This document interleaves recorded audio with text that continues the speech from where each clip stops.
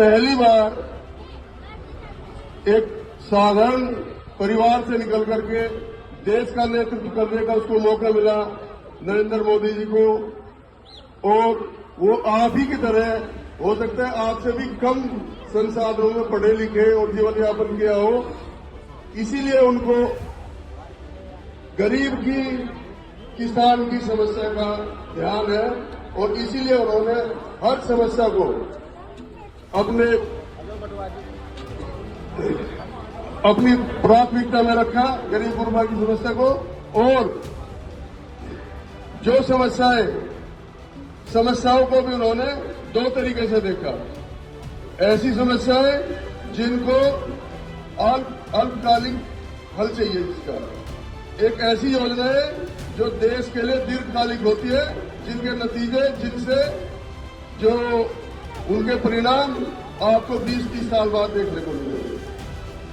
जो आज की समस्या थी कि भाई हमारे गांव की, घर की जो बहू बेटियां थी वो खेतों में सो जाया करती थी। नरेंद्र मोदी जी ने, भारत सरकार ने 10 करोड़ के लगभग शौचालय का निर्माण किया उनको जिनके पास कोई संसाधन नहीं थे। हमारी माताओं बहनों को रसोई गैस की समस्या थी, किसी के पास में रसोई गैस नहीं थी, लगभग 10-12 करोड़ उन्होंने रसोई गैस के कनेक्शन फ्री दिए।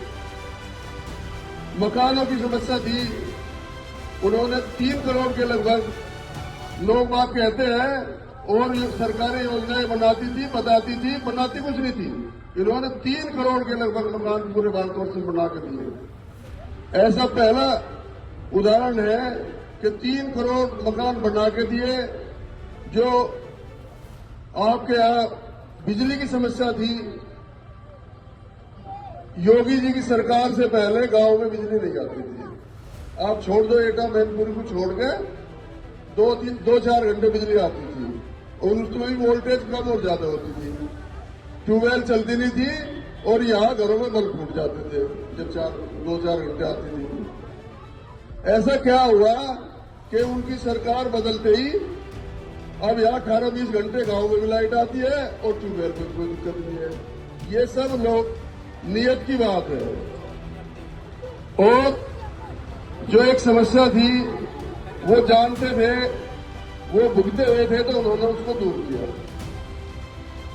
कोई भी ऐसी समस्या जो मैंने झेली नहीं, उसकी मुझे पीड़ा नहीं होगी।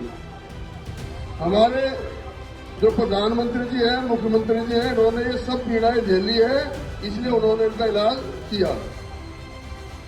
तो मेरा आप सब लोगों से अनुरोध है कि भाई चौधरी साहब को सच्ची श्रद्धांजलि वही होगी कि जिसने उनके पूरे जीवन के किए हुए काम को सम्मान दिया।